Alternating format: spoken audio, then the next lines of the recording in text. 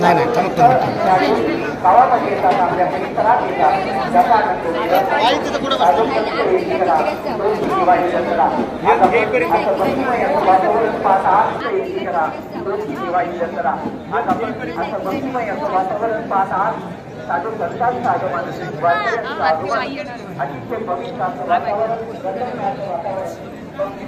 मी आल्याच वहिनींना भेटले। मी वहिनींनाही म्हणलं की वरून बघा, पण त्यांना खालून आरती करायची होती, त्याच्यामुळे त्यांनी ती आरती केली। नंतर माझी आई तिथे आली आणि त्याच्यामुळे माझ्या आईनी आणि मी आणि सातव भाभी आम्ही सगळ्यांनीच हा आनंद घेतला।